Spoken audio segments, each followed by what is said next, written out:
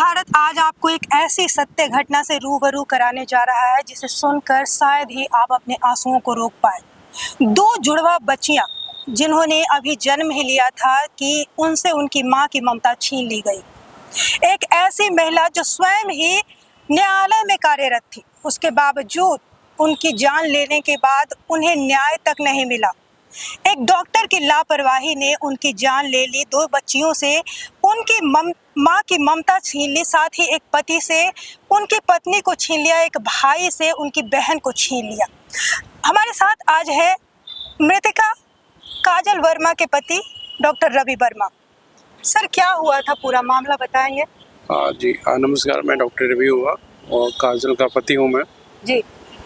ये घटना 14 जुलाई की है।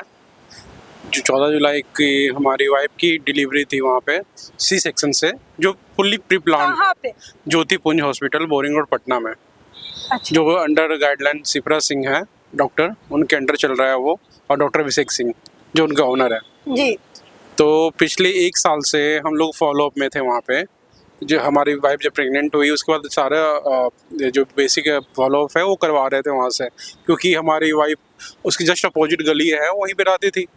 और सामने क्योंकि आप भी डॉक्टर हैं। जी, मैं भी डॉक्टर हूँ और एक्चुअली मैं यहाँ रहता नहीं था, चंडीगढ़ में रहता हूँ। वाइफ हमारी अकेले रहती थी, तो कोई भी पेशेंट एज ए पेशेंट यही सोचता है कि कोई नियर बाई जो हॉस्पिटल हो, हाँ, कभी कोई कॉम्प्लिकेशन है तो तुरंत आसानी से उपलब्ध हो जाए। तो बस यही मनसा लेके वो ज्योतिपुंज गई थी। तो क्योंकि डॉक्टर अनीता सिंह भी वहाँ बैठती थी, पता था तो, लेकिन वो उस समय थी नहीं वहाँ पे। पता चला फिर शिप्रा सिंह से मिली, शिप्रा सिंह उनको कन्विंस की चीजें। शुरुआत से देख रेख कौन कर रही थी? डॉक्टर शिप्रा सिंह शिप्रा से शुरुआत से देख रेख सारा कुछ वही की है। सारा पैरामीटर नॉर्मल था, सब सारा रिपोर्ट नॉर्मल, सब कुछ नॉर्मल। पिछले कंटिन्यू 8-9 महीने से वहाँ पे ट्रीटमेंट चल रहा था। जो जैसे जैसे बोलते गई, ये टेस्ट करवाना है, वो करवाना है, ऐसे करवाना है, वैसे करवाना है, कोई अपोज नहीं किया, मतलब ठीक है करवाते चले जाते हैं। एक बार कुछ टेस्ट ऐसा भी हुआ था जो बहुत कॉस्टली है उसके इनसाइड उसके हॉस्पिटल में। तो हम लोगों ने जैसे मैं भी उस फील्ड से हूँ, तो मेरे भी फ्रेंड हैं यहाँ पे, तो मैंने वहाँ पे भी करवा दिया।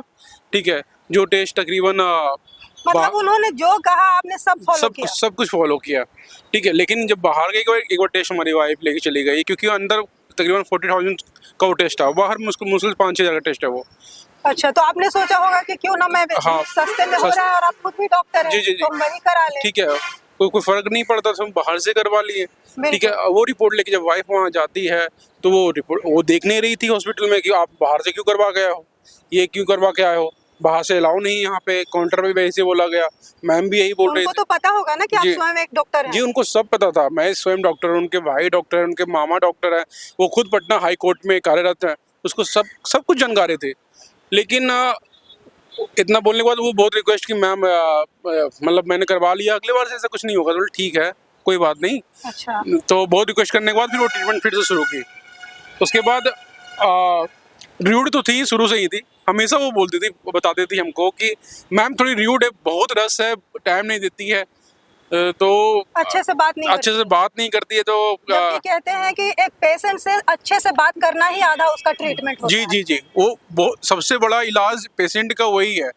लेकिन फिर ये बोली नहीं, घर का नज़दीक है, हम वहीं जाएंगे, वहीं दिखाते हैं, क्योंकि दूर कहाँ जा पाएंगे। कल को अब जब 7-8 मंथ प्रेगनेंसी हो जाएगा, उसमें हम किधर भटकेंगे। हाँ, शुरू से यहाँ इलाज कराया तो डिलीवरी भी यही हो। क्योंकि मैं भी कार्यरत हूँ चंडीगढ़ में, मैं भी MBBS MD हूँ। ठीक है, तो मतलब चलो नियर बाई करो आप। उसके बाद 14 जुलाई पहले डेट हम लोग को मिला 7 को। जब 7 को हम लोग गए वहाँ पे, 7 को डिलीवरी डेट थी। जी, 7 को हम लोग वहाँ पे जब गए, वो एडमिट कर ली। एडमिट करने के बाद बोली आज ही प्रिपेयर करेंगे ओटी, उसको फुल्ली प्रिपेयर किया कि इसको ओटी करना है, या नाइट में करेंगे या 8 के मॉर्निंग में कर देंगे। हम बोलो मैम आप जैसा बोलो, क्योंकि पिछले 8 महीने से फॉलो पे आपके अंडर है, आप जो बोलोगे हम करेंगे। हम हमारे बोलने से तो आप चलोगे नहीं, आपको जो अच्छा लग रहा है पेशेंट, क्योंकि पेशेंट बच्चा हमको दोनों सेफली चाहिए। बिल्कुल। तो वो बोली ठीक है। हम बोले ठीक है, आप जो करो। तो वो 7 को भी कुछ टेस्ट वगैरह करवाती है वहाँ पे, हम लोग एडमिट हुए एक दिन। 8 को बोली सब कुछ ठीक है, नॉर्मल है, बेबी का वेट 1.9 था, एक 2.1 था। तो आपने बोला कि 7 को डिलीवरी डेट था, उसके बाद भी उन्होंने एक और दिन लिया? जी, उन्होंने एडमिट किया, फिर कुछ टेस्ट करवाया, उसका बोला नहीं नॉर्मल है, हम लोग ना हफ्ते भर और खींचेंगे। तो मैम हम बोले ठीक है, तो फिर उन्होंने 16 का डेट दिया, 16 जुलाई का। हम बोले मैम आपको जो अच्छा लगे, एज ए पेशेंट आप क्या सोचोगे। लेकिन आप एक डॉक्टर है तो क्योंकि डेट जो डिलीवरी डेट होता है कहते हैं उससे ऊपर नहीं जाना चाहिए, फिर तो खतरा हो जाता नहीं नहीं है। नहीं, डिलीवरी डेट अभी अभी आया नहीं था, अच्छा। क्योंकि ट्विंस प्रेगनेंसी थी, ओके। ठीक है। तो उन्होंने बोला कि हम लोग पहले डिलीवर करेंगे। तो मैंने सवाल पूछा भी था कि मैम कोई कॉम्प्लिकेशन नहीं है, कोई इशू नहीं है, तो आपको पहले क्यों करना है। मतलब अगर अगर आपको लग रहा है नॉर्मल है सब कुछ, तो हम लोग। डिलीवरी डेट कब की थी? डिलीवरी डेट उन्होंने 16 को दिया था, 16 जुलाई को दिया था, ओके। ठीक है।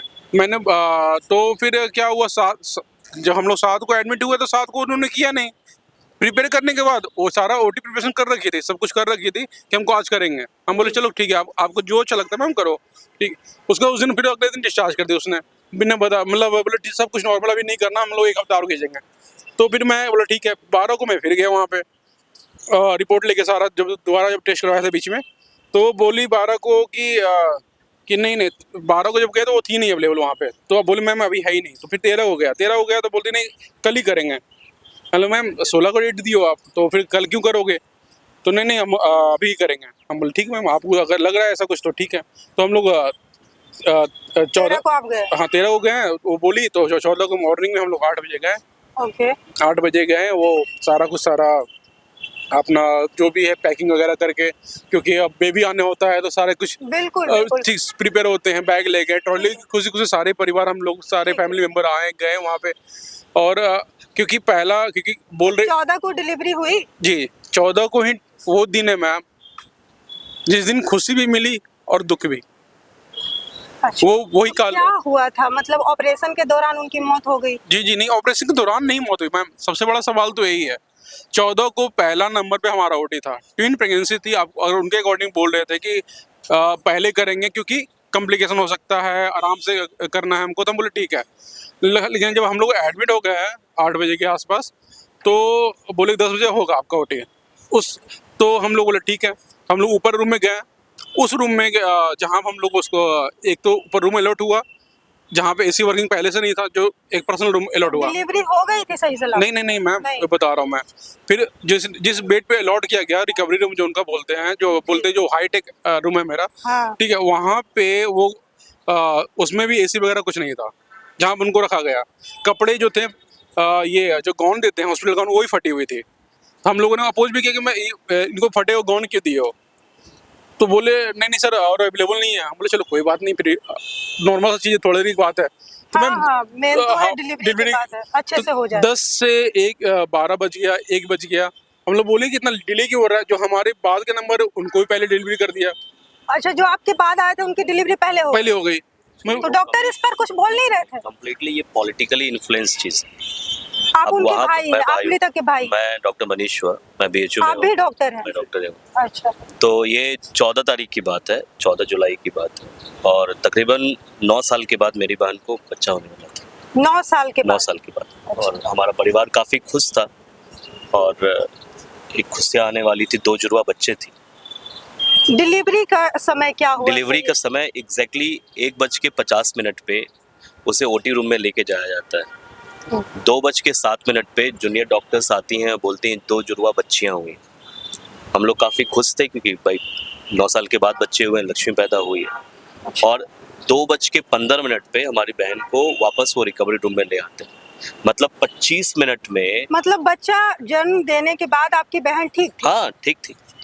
बट सवाल यहाँ पे ये है कि 25 मिनट में आप पेशेंट को एनेस्थीसिया दे करके, इंसीजन दे करके, 2 ट्विंस बच्चे को डिलीवर करके और फिर उसको स्टिच लगा करके 25 मिनट में, next to be impossible. But ये चीज़ वहाँ हुआ है।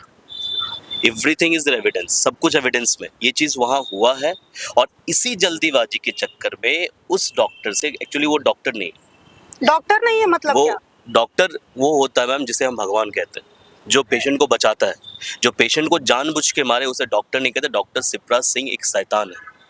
अगर मौत के अड्डे पे जाना है तो कहीं और शमशान घाट और कब्रिस्तान जाने की ज़रूरत नहीं है। आप ज्योतिपुंज हॉस्पिटल, बोरिंग रोड, पटना चले जाइए, दैट इज़ अ मौत का अड्डा।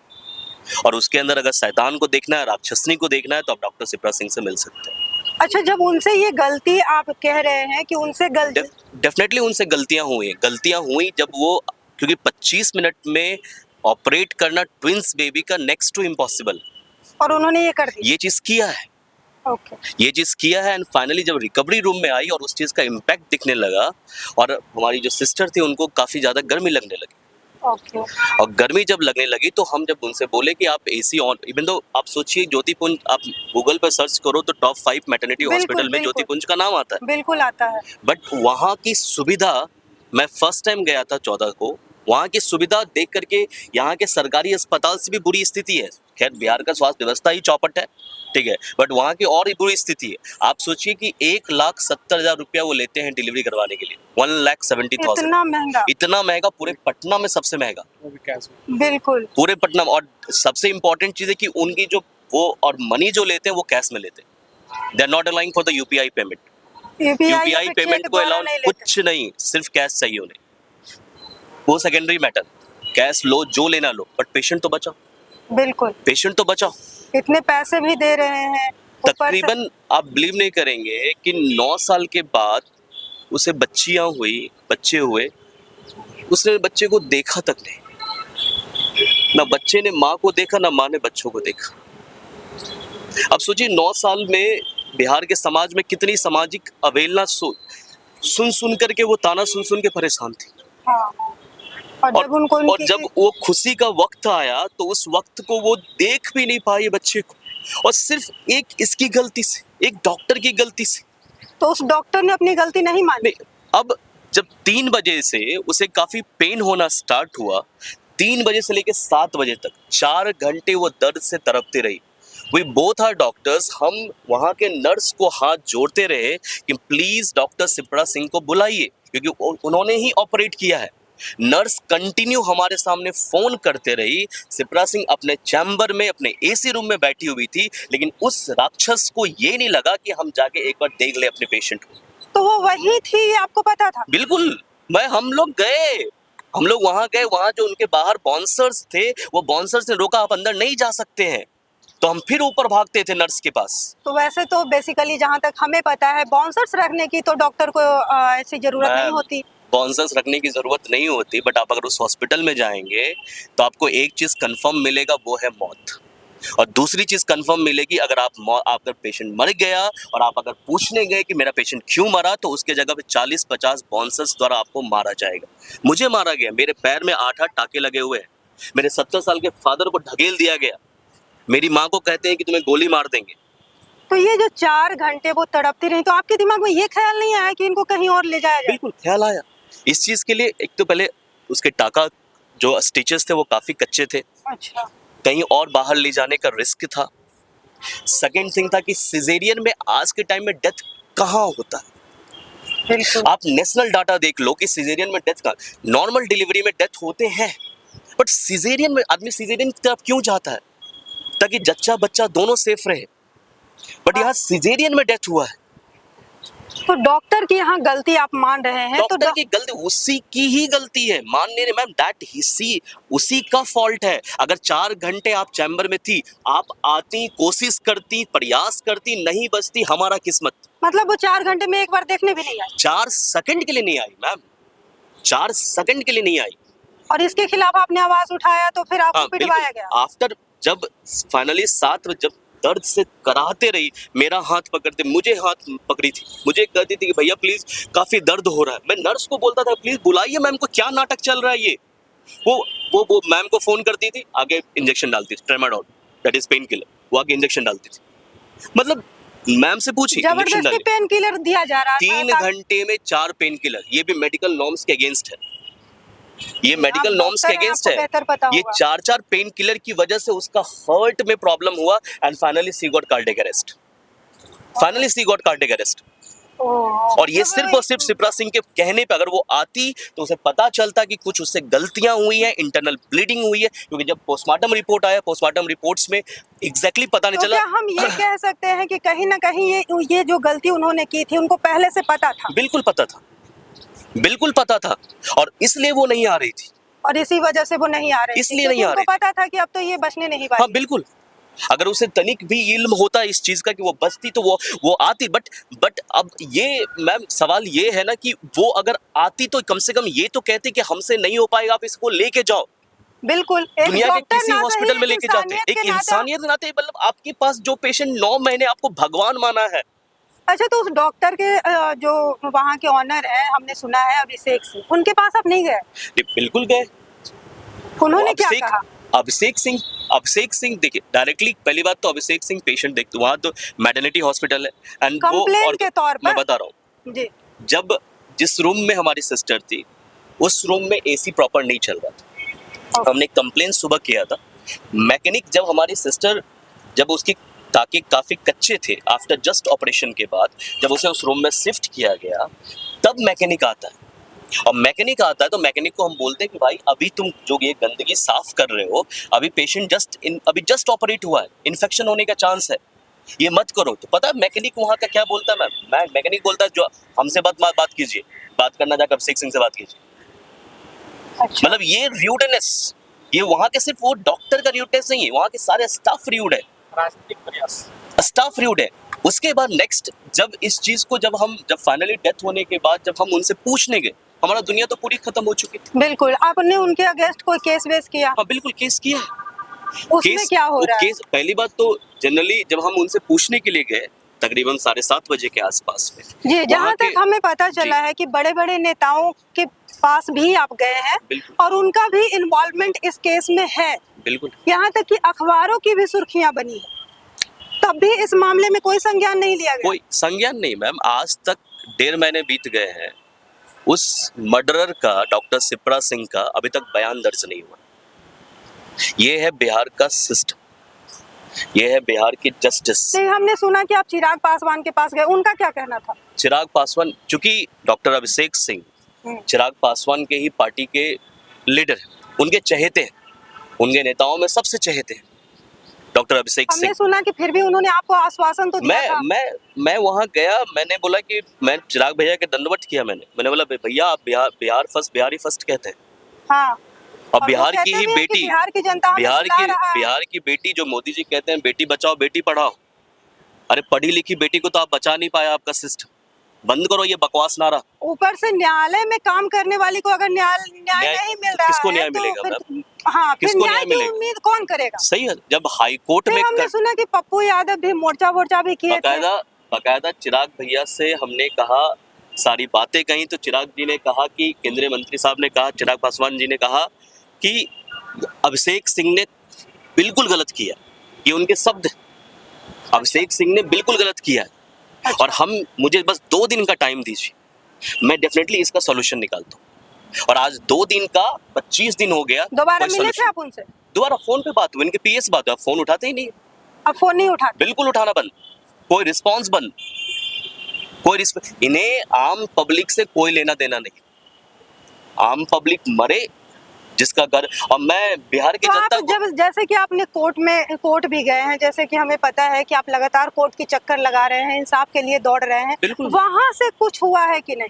देख, पहली बात तो हम कोर्ट में फिलहाल अभी क्रिमिनल रिट दायर की है जी, क्रिमिनल रिट दायर हुआ है, कोर्ट अपना काम करेगा मैम, न्यायालय अपना काम करेगी।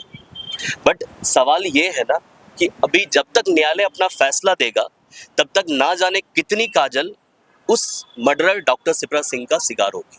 तो मतलब अभी उनके खिलाफ कोई कार्रवाई नहीं? कोई अभी तक उसका बयान तक दर्ज नहीं हुआ है, अभी तक बयान तक दर्ज तो नहीं हुआ आपने है। जहाँ पर केस किया है उनका क्या कहना है? उनके पास मैं 10 बार जा चुका हूँ, एसके पुरी थाना में 10, ऐसे आप बिहार में कुछ होगा आप फोन करोगे थाना को, पुलिस नहीं आती है, कहते हैं पुलिस घटना होने के बाद पुलिस आती है। आप बिलीव नहीं करेंगे, उस दिन जिस दिन की 14 तारीख की ये घटना है, उस दिन पूरा का पूरा एसके पुरी थाना इंक्लूडिंग डीएसपी इंक्लूडिंग एसपी सब के सब वहां मौजूद थे, और किसे प्रोटेक्ट कर रहे थे? शिप्रा सिंह। तो जब वो मतलब उनके सपोर्ट में बोल रहे थे, बिल्कुल। आपके सपोर्ट में नहीं? मेरे सपोर्ट में होता तो मैम जस्टिस मिल चुका होता अभी तक। तो किसी ने आपका साथ नहीं दिया, आप कह रहे हैं? बिल्कुल, कहाँ, अगर सिर्फ और सिर्फ अभी तक की अगर बात करूं, जी फ्रैंकली बात करूं, जी, बिल्कुल। तो एक हमारे पूर्णिया के सांसद माननीय पप्पू यादव जी, उन्होंने ट्वीट किया इस मामले पे, उन्होंने अपने फेसबुक पे पोस्ट किया, एक मानवता दिखाई, हमसे मिले, उस चीज़ का जिक्र किया, मीडिया में जिक्र किया। और दूसरे हमारे एक मझुआ के विधायक हैं रणविजय साहू जी, उन्होंने अपने लेटर पैड पे लिख करके डीजीपी साहब को दिया। बट ये दो चीज़ जो हमें अभी शासन से हमें मदद मिली, इसके अलावा कुछ नहीं, इसके अलावा कुछ नहीं हो रहा है कुछ इस नहीं। मामले में? पूरे एडमिनिस्ट्रेशन में मैं नीचे डीएसपी से लेकर के ऊपर डीजीपी तक जा चुका हूँ, सिर्फ एक चीज़ मिली है, वो है आश्वासन। आश्वासन। जी बिल्कुल। जैसा कि आपने कहा कि न्यायालय में इतनी दौड़ लगाने के बाद भी अगर न्याय नहीं मिल रहा है, ऊपर से उस महिला को न्याय नहीं मिल रहा है जो खुद ही न्यायालय में काम कर रही थी, उच्च पद पर एसएचओ थी ना वहाँ पे, क्या एएसओ ASO थी। असिस्टेंट सेक्शन ऑफिसर थी वो। थी, उसके बाद भी उनको न्याय जी, नहीं मिल रहा है। नहीं मिल रहा है। नहीं मिल रहा है। अच्छा, वहाँ पर भी तो जहाँ पे वो काम करती हैं वहाँ पे भी तो आप गए होंगे, जी तो वहाँ उधर से भी कोई मदद नहीं मिला? मैम, जितने भी नीचे का स्टाफ है वो सपोर्ट कर रहे हैं सपोर्ट कर जी, लेकिन बात है कि हाई कोर्ट चलता है जजेस के ऊपर, जो न्यायालय में जो हाँ, वहाँ तो मामला पहुँचेगा, उसके ठीक है। बाद ही कार्यवाही होगी। उसके बाद ही कार्रवाई कुछ होगी। जी। अब वो क्या करते हैं हम नहीं, लोग तो आप बिहार के जो ऐसे नेता लोग हैं जो वो कहते तो हैं कि हमें भाई बिहार के लोग बुला रहे हैं, लेकिन बिहार की बेटियां इस कदर तड़प कर मर रही है, उनके लिए कुछ नहीं कर, उनको उनसे आप क्या कहेंगे? मैम ये एक ढकोसला है मैम, ये पॉलिटिकल एजेंडा है, बस जनता को बेवकूफ बनाने का जरिया है, कुछ नहीं। आम जनता मर जाए, कहीं जल जाए, कहीं कहीं गिर आम जनता के साथ उनकी कोई संवेदनशीलता नहीं। कोई संवेदनशीलता नहीं होती तो मैम आज तक इंसाफ मिल चुका होता। संवेदनशीलता होती तो दो मासूम नवजात बच्चियों की माँ मर गई, बच्चियां पूरी जिंदगी माँ को खोजेंगी, कैसे वो दो बच्ची पल रही है वो हमें पता है। और अगर ये थोड़ी सी भी संवेदनहीन है, ये थोड़ी सी भी संवेदना नहीं, मानवताहीन लोग हैं जो बैठे हुए हैं सत्ता पे। इन्हें ये नहीं पता है कि ये बच्चे, अगर हमारे घर में आग लगी तो सिर्फ हम उस आग को बुझाएंगे, कोई नहीं बुझाने वाला है, किसी को कोई फर्क नहीं पड़ता है। बिल्कुल। क्या है कि देखिए, आपकी कहानी सुनकर हमारा भी रूह कांप रहा है। यहाँ पे बहुत सारे लोग हैं, मुझे लगता है कि सबकी संवेदनशीलता आपके साथ है और हम न्याय की ही मांग करेंगे। जो हमारे इतने बड़े बड़े नेता के कहते हैं कि वो भी इनके साथ खड़े हैं, कुछ नेता खड़े हैं जैसा कि इन्होंने पप्पू यादव का जिक्र किया है, लेकिन चिराग पासवान जो कहते हैं कि बिहार हमें बुला रहा है, बिहार की जनता हमें बुला रही है, बिहार की बहन बेटियाँ मेरी बहन बेटियाँ हैं, उसके बाद भी अगर उनका ये रवैया है बिहार के बेटी के प्रति, तो वाकई में ये तो बड़ी ही शर्मनाक है। बाकी हम और हमारी जनता जितनी भी, हम उम्मीद करते हैं कि वो हमारे साथ है, इनके साथ है। और इस जो घटना हुई है इतनी बड़ी, इस महिला के साथ है, जहां एक दो नन्ही बच्चियां जो जुड़वा अभी धरती पर कदम ही रखा था उन्होंने, उनसे उनकी माँ की ममता छीन ली गई। हम चाहेंगे कि आप इनका साथ दें, जितना हो सके इनके लिए आवाज़ उठाएं।